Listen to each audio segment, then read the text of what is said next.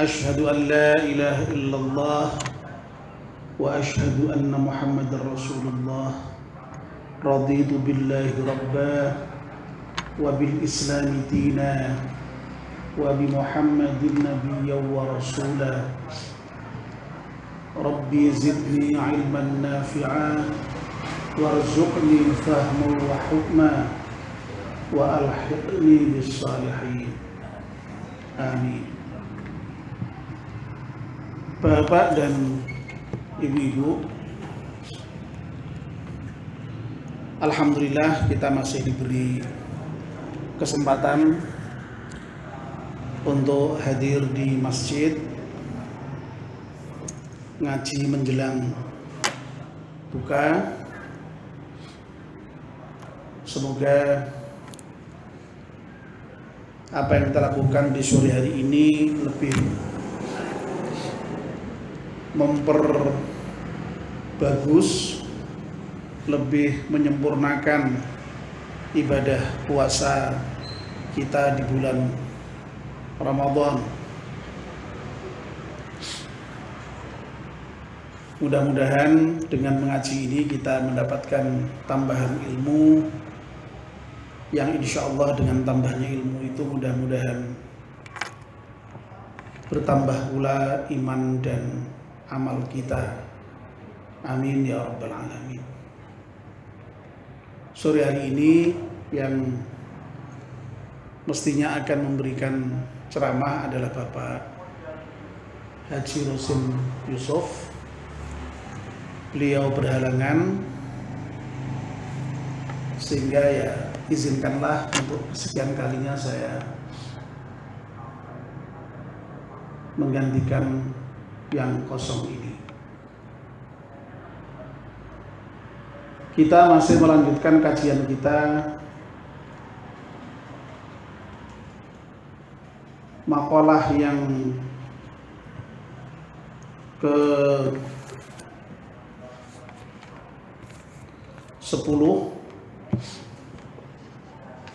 yang kemarin belum selesai kita bahas. Makalah yang ke-10 ini dari Sufyan Ats-Tsauri radhiyallahu an, yang merupakan gurunya Imam Malik. Sufyan Ats-Tsauri ini ngendika bahwa setiap maksiat yang muncul dari syahwat atau keinginan terhadap sesuatu itu masih bisa diharap untuk diampunkan oleh Allah Subhanahu wa taala. Akan tetapi setiap maksiat yang muncul dari kesombongan itu tidak bisa diharapkan ampunannya. Karena apa? Karena maksiat karena kesombongan itu adalah sebagaimana maksiatnya iblis yang merasa lebih hebat, lebih baik dari Nabi Adam.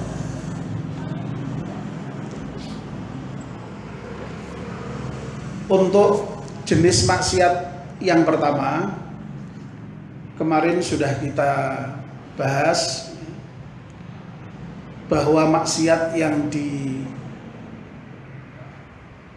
disebabkan oleh keinginan nafsu itu masih bisa diampunkan oleh Allah Subhanahu wa taala.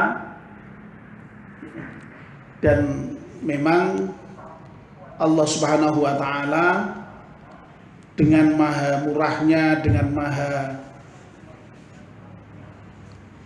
memberinya maaf itu akan memberikan ampunan bagi hamba-hambanya yang mau memohon ampun dan bertaubat kepada Allah Subhanahu wa taala.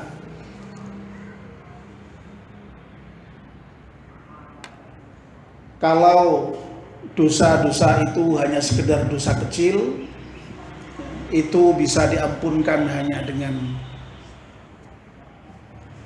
melaksanakan amal-amal kebajikan, itu sudah akan menghapuskan dosa. Tetapi kalau dosa itu dosa-dosa yang besar, maka harus diikuti dengan taubat.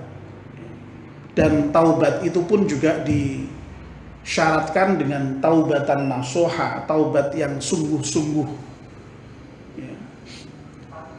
Taubat yang sungguh-sungguh itu ya taubat yang memenuhi beberapa syarat. Ya. Dan syarat taubat yang nasuha itu sebagaimana dijelaskan oleh Allah di dalam surat Ali Imran ayat 130 berapa itu yang sering dibaca kalau halal bihalal, itu 133 apa 134 begitu. Itu adalah walladzina idza fa'alu fahishatan aw zalamu anfusahum dzakarullaha fastaghfaru lidzunubihim wa may yaghfiru dzunuba illallah wa lam yusirru ala ma fa'alu wa hum ya'lamun. Jadi orang yang bertaubat dan taubatnya nasuha itu ya orang yang ketika dia berbuat kejahatan, berbuat maksiat, itu kemudian segera ingat kepada Allah, lalu kemudian memohon ampun, dan nah ini yang susah, tidak mengulangi lagi perbuatan jahatnya itu sementara dia mengetahui kalau itu jelas-jelas jahat. Nah ini yang susah di situ. Ya, ya ini yang susah. Nah kalau kita menggunakan kriteria ini, maka ya sebenarnya untuk betul-betul dianggap sebagai bertobat ini ya tidak mudah-mudah amat. Jadi kalau kita sekedar astagfirullahaladzim itu baru beristighfar, baru memenuhi salah satu unsur taubat. Nah yang berat kan ini, tidak mengulangi lagi, itu yang berat. Nah pada umumnya kita ini kan ya tobat tapi kumat meneh, kumat ya tobat terus kumat. Ya. Jadi kalau istilahnya itu apa Bu? Kapok lombok ya. Kapok lombok ya pedes tapi nyatane dibaleni malah tambah wani pedes meneh. Asale iki nyeplos lombok siji wis kepedesen, sesuk meneh malah nambah, malah loro ya. Dan seterusnya bisa sampai sangat banyak itu. Bagi orang yang seneng pedes ya. Saya itu punya teman itu kalau makan itu harus disediakan lombok itu sak cawe, sak nyawe itu. Ya. Itu lucu itu. Jadi lombok, jadi bukan sambel, memang betul dalam bentuk lombok itu sak nyawe itu. Jadi setiap kali kalian makan istrinya nyediakan lombok sak nyawe itu. Kalau nggak begitu nggak mantep. Ya. Nah gambaran orang yang taubat nasuha itu nggak tahu seperti apa ya. Mungkin orang melahirkan itu juga Itu wah jarine tobat lorone ora karuan ning esuk meneh ya. Isih wani ya, isih wani. Dan saiki pancen rada tobat tenan, biasane loro wis tobat tenan saya. Nak biyen iki wah nganti 10, nganti 15 barang. Malah ada yang sampai berapa? 25 barang. Luar biasa itu pengorbanannya seorang ibu ya. Jadi mungkin nggak tahu ya, mungkin gambarannya orang tobatan nasuha itu seperti orang sunat mungkin ya. Jadi kayak seperti Anam itu sunat hanya sekali, nggak mungkin loh Anam baru sunat kapok terus minta disunat lagi, nggak ada itu ya. Kira-kira begitu.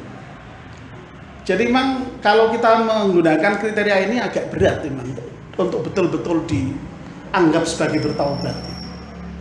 Sebab memang kalau betul-betul bertaubat itu kamala dzambala, seperti tidak punya dosa sama sekali, jadi bersih. Ya. Sehingga digambarkan seperti Rasulullah itu seperti baru lahir dari rahim ibunya itu. Nah, tidak tahu nanti mungkin bayangan saya itu mungkin ya kita itu mungkin besok di akhirat itu ya masih punya dosa gitu mungkin ya, tidak bersih-bersih amat gitu. Tapi ya ketika ditimbang itu mungkin ya amalnya itu lebih banyak ketimbang dosanya gitu mungkin. Ya. Mudah-mudahan syukur kalau memang betul-betul taubat dan bersih, tidak punya dosa begitu. Ya. Itu yang kita harapkan, tapi memang berat sebenarnya kriterianya. Ya. Dalam ayat yang lain malah lebih ditegaskan lagi itu dalam surat An-Nisa ayat 17 itu, nanti mudah-mudahan Pak Fadil bisa memberikan penjelasan tafsir yang lebih komprehensif ya. Tapi kalau dari segi pemahaman tekstualnya begitu ya, Allah berfirman begini, innamat taubatu 'alallahi lilladzina ya'maluna as-su'a bijahalah thumma yatubuna min qaribin ulaika yatubullahu 'alaihim. Jadi taubat itu, sesungguhnya taubat itu hanya bagi orang yang melakukan kejahatan bijahalah, dengan kebodohan. Jadi kalau berdasarkan ayat ini, ya, kalau kita itu mengerjakan kejahatan sadar tahu itu salah, kita sengaja, ya, tidak tahu apakah masuk kriteria apa enggak. Kan tidak masuk berarti. Kalau begitu ya tadi jangan-jangan tidak diampunkan karena Allah memberikan batasan seperti itu. Nah, cuma jahalah ini yang kemudian nanti mungkin penafsirannya bisa bermacam-macam. Apakah tidak tahu dalam pengertian orang ngerti nak maling itu dosa misalnya, ya. Atau mungkin yang ngerti maling itu dosa tapi mungkin pada saat itu dalam kondisi yang bagaimana, ya itu yang saya nanti mungkin Pak Fadil suatu ketika bisa memberikan kajian tentang ayat ini. Ya. Itu pun juga masih diberi syarat tsumma yatubuna min qaribin. Ya. Harus diikuti kemudian dengan taubat segera, tidak kok nanti-nanti. Nah, orang yang seperti itulah yang diterima taubatnya oleh Allah Subhanahu wa taala. Ya.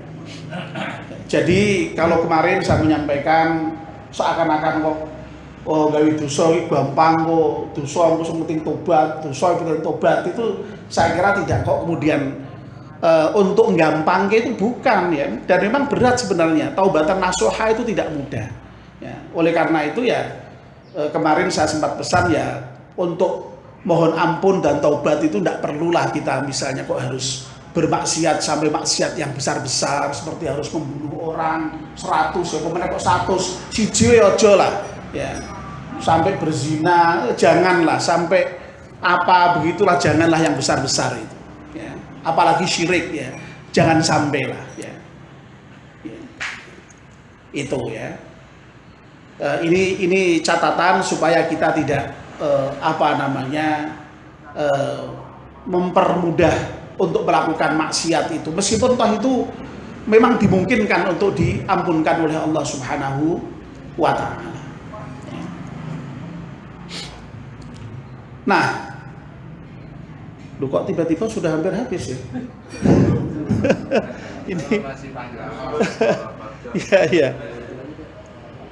Baik, ini kita lanjutkan pembahasan yang kedua ini ya. Jadi terkait dengan maksiat yang disebabkan karena sombong. Ya. Bapak dan ibu-ibu, kalau tadi yang namanya maksiat karena keinginan nafsu dimungkinkan untuk diampunkan Allah Subhanahu wa Ta'ala, ya.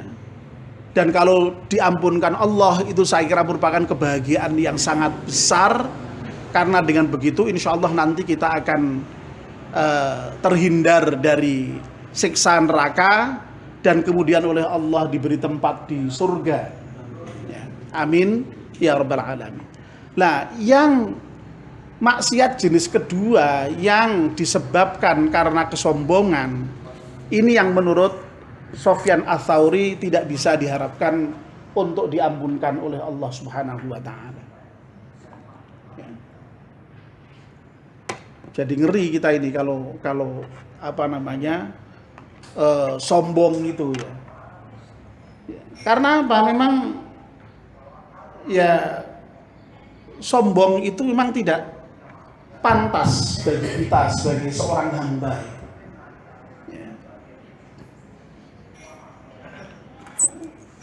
Dalam salah satu hadis qudsi yang diriwayatkan oleh Muslim, ini dari Abu Hurairah,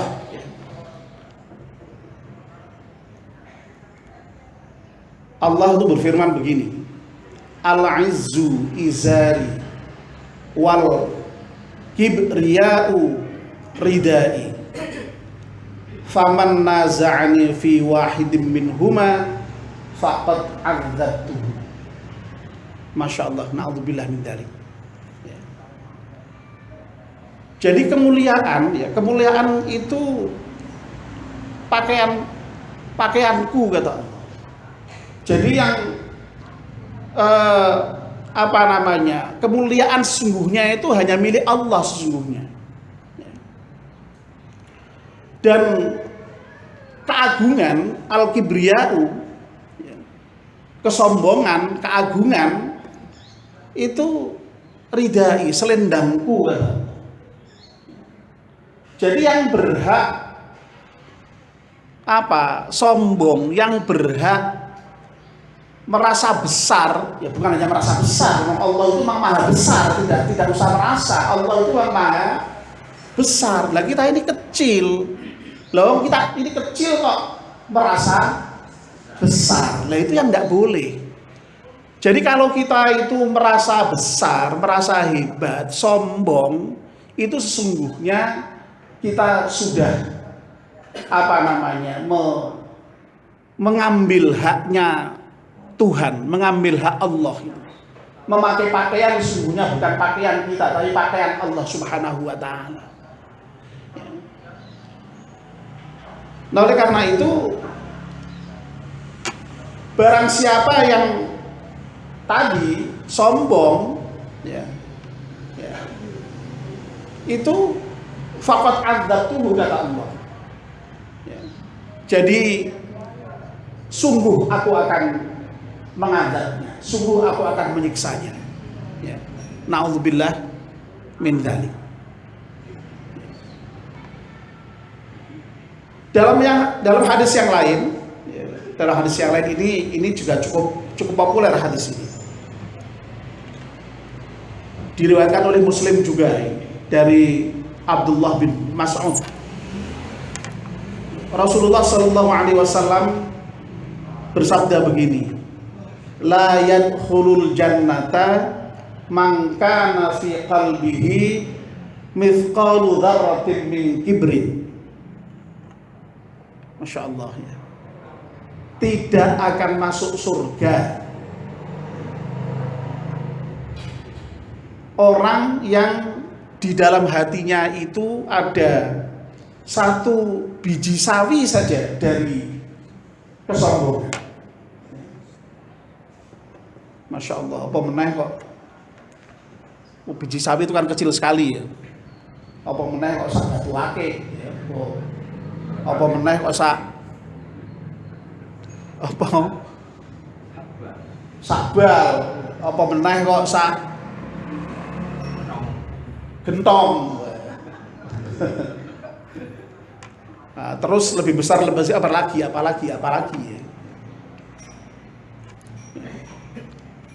Sahabat misalnya pada kaget. Waduh, ternyata kalau ada kesombongan kok tidak mungkin masuk surga ya.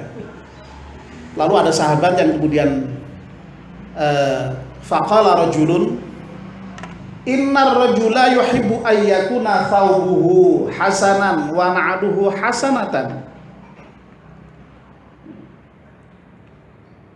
Loh, bagaimana Nabi kalau ada orang yang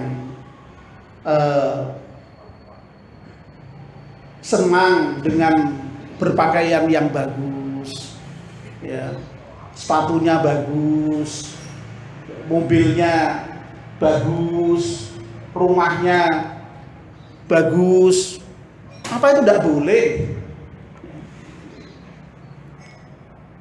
Loh, kalau persoalan pakaian bagus, ya, rumah bagus, sandal bagus, baju bagus, ya, itu tidak ada hubungannya dengan kesombongan. Karena apa? Innallaha jamilun yuhibbul jamal. Allah itu maha indah, maha bagus, dan Allah mencintai yang indah-indah justru malah. Jadi kalau misalnya kita memakai pakaian yang bagus, yang necis, yang terlente, seperti Pak Fadil itu kan selalu ya pakaiannya necis, ya,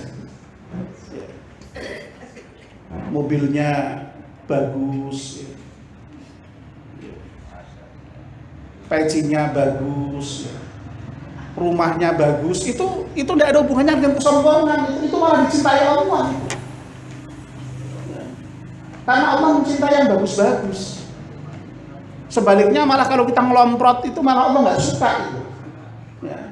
Jorok itu Allah nggak suka.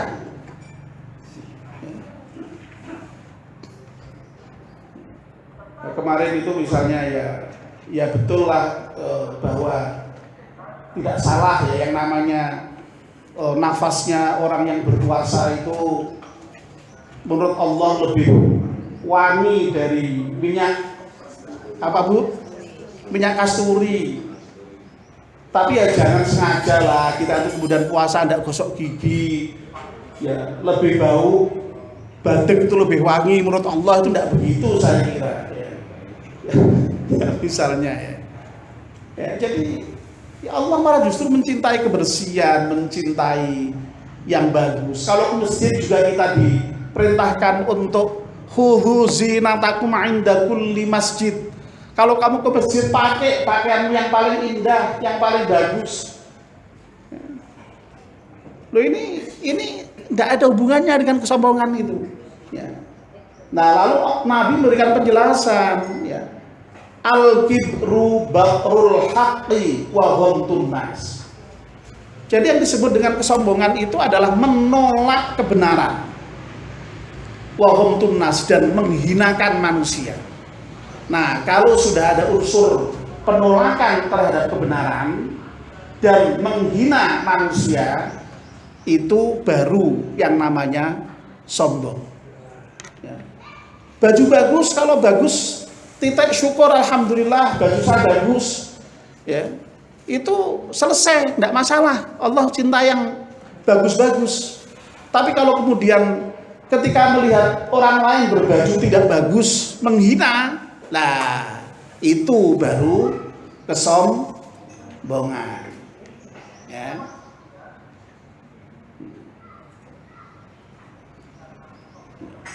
Dan seterusnya. Nah, lebih-lebih lagi adalah yang Badrul Haqqi ini yang menolak kebenaran itu. Ya. Itu yang disebut sesungguhnya kesombongan. Ya. Makanya di antara ciri ibadur Rahman itu yang lanjutan dari ayat yang kemarin saya baca ketika menunjukkan maha pangapuranya, maha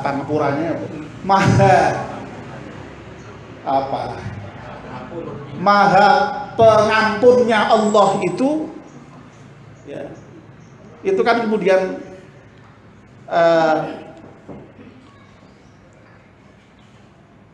orang yang ketika mendengarkan ayat Allah itu tidak kemudian summau wa umyana, menulikan diri dan membutakan diri, itu enggak. Tapi betul-betul kebenaran itu dilihat dan diambil, kebenaran itu didengarkan dan diikuti. Sami'na wa ata'na, bukan sami'na wa asoina. Nah, kalau sami'na wa ata'na itu berarti kita menerima kebenaran. Ya. Nah, orang kafir itu disebut kafir itu sesungguhnya yaitu menutup diri dari menerima kebenaran itu. Ya. Jadi kafir itu dari segi kebahasaan itu artinya itu ya menutup sebenarnya, ya, menutup diri dari kebenaran, sehingga ada kebenaran dari manapun ditolaknya. Telinganya ditutup, ya, matanya ya ditutup, ya, hatinya bahkan juga ditutup sehingga tidak mau menerima kebenaran sama sekali. Oleh karena itu orang kafir itu orang sombong sebenarnya. Makanya orang sombong itu juga yang kemudian dimasukkan di dalam neraka tadi itu, yang tidak mungkin masuk surga itu. Ini. Nah, makanya kalau kita berdoa itu kan ada wakafil anna sayyiatina, itu maksudnya ya tutuplah kejahatan kami. Jadi jangan kejahatannya itu ada tapi ditutupi. Jadi ibarat kita nulis itu ya ditipek gitu ya. Jadi ada tulisannya tapi ditipek begitu ya, ditutup sehingga nggak kelihatan. Ya, jadi gambaran diampunkannya dosa itu diantaranya itu ditutupnya dosa kita itu. Jadi sebenarnya ada tapi oleh Allah itu ditipek gitu sehingga nggak kelihatan. Ya, sehingga rakyat kok menang di toh ini toh orang ono lagi nyatanya orang ono itu kok tutupan. Ya. Nah, begitu kira-kira. Nah, jadi ini ya, jadi Masya Allah kalau kita sombong itu ini sampai seperti ini bahayanya ya. Dan itulah sekali lagi yang sudah kita sebut yang dilakukan oleh iblis. Jadi iblis itu ya sombong karena dia hanya melihat ini orang yang diminta untuk disuruh sujud itu, tapi dia tidak ingat siapa yang memerintahkan sujud itu. Padahal yang memerintahkan sujud itu adalah Allah Subhanahu wa ta'ala, zat yang menjadikan segalanya termasuk dia. Lah diperintahke karo sing gawe kok ora gelem, lah itu yang menjadikan iblis itu lalu kemudian laknat oleh Allah selama-lamanya, ya. Sehingga kemudian ya nanti tempatnya di neraka sa'ir itu. Dan karena dia sudah ketok palu oleh Allah bahwa dia memang tidak ada tempat lain kecuali di neraka sa'ir itu, maka kemudian dia tidak mau sendirian di situ, ya. ngajak temannya, ya, manusia supaya nanti liyakunu hizbahu liyakunu min ashabis sa'id itu, ya, yad'u hizbahu liyakunu min ashabis sa'id. Ya. Jadi ya kita ini lalu kemudian diajak oleh iblis untuk menghuni neraka sa'ir. Ya. Nah, makanya kita diperintahkan oleh Allah Subhanahu wa taala untuk menyatakan perang, ya, terhadap setan itu. Ya. Jadi sampai Allah dengan tegas mengatakan aduwwum mubin, ya, jadi musuh yang nyata. Nah, kalau musuh ya harus diperlakukan sebagai musuh. Lawang setan sudah kita perlakukan sebagai musuh aja kadang-kadang kita masih lewat kok, ya, kita masih kalah. Apalagi kalau kita menganggap setan sebagai teman, ya betul-betul tewas kita. Ya. Saya kira itu bapak-bapak, ya, dan ibu-ibu, makalah yang 10 ini sudah kita selesaikan, dan perlu saya ulangi lagi untuk penutupan pengajian menjelang buka ini akan dilakukan, penutupan akan dilakukan besok sore hari Rabu. Oleh karena itu nanti kita mohon pada para jamaah yang sudah biasa hadir ya hadir, yang belum nanti kita ajak untuk hadir supaya pengajian menjelang buka ini lebih berkah begitu, dan mudah-mudahan untuk tahun berikutnya menjadi lebih baik lagi. Amin ya rabbal alamin. Demikian, kurang lebihnya maaf. Assalamualaikum warahmatullahi wabarakatuh. Bismillahirrahmanirrahim. Allahumma laka sumtu wa bika amaltu wa ala rizqika aftartu dhahabat dhuma'u wa btallatil